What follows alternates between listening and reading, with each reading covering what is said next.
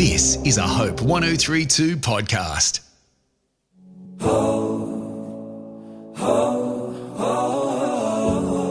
Hi, I'm Heidi Wysman. You're listening to Hopeful Reflections with Heidi, where I reflect on biblical principles to anchor you deeper in hope.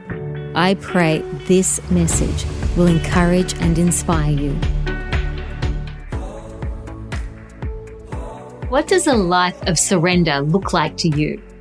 Sometimes we may think we've completely surrendered to God, only to discover that certain aspects of our lives have slipped back under our control instead of His.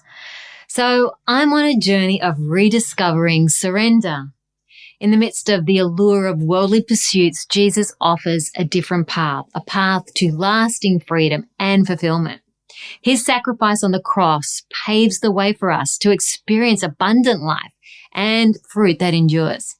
Surrendering to God is a profound act that invites His will to reign in our lives. It involves relinquishing control and placing trust in God's plan rather than our own. Navigating the path of surrender to God becomes challenging when the world's alluring distractions are so tempting. If I can be honest with you, recently I could sense the shackles and inner turmoil that accompanied this pursuit. I'd convinced myself that making incremental adjustments would lead me to my desired goal. If I could just accomplish this one thing or figure out that one detail, success would be within reach. And I would finally get there. There. What is there? The crux of the matter was that my definition of there was rooted in personal glory.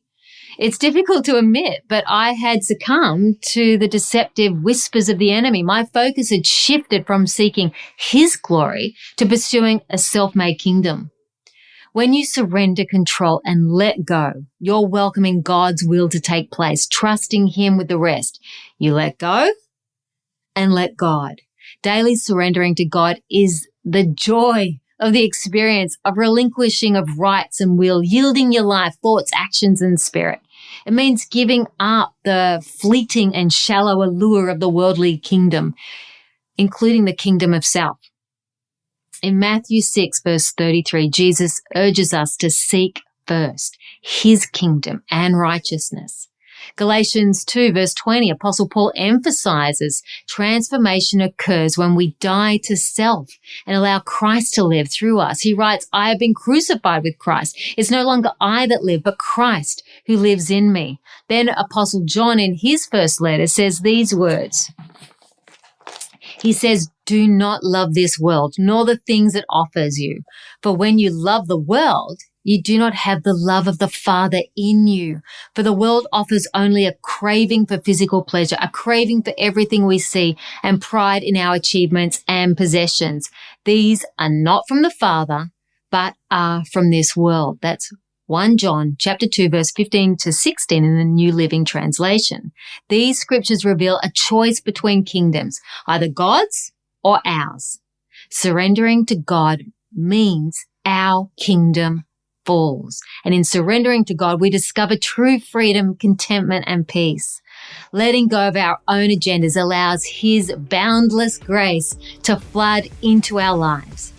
Open your hands and your heart to let go and let God in every area of your life. Praying daily, your kingdom come, your will be done. In Jesus' mighty name, amen. Be blessed and stay free.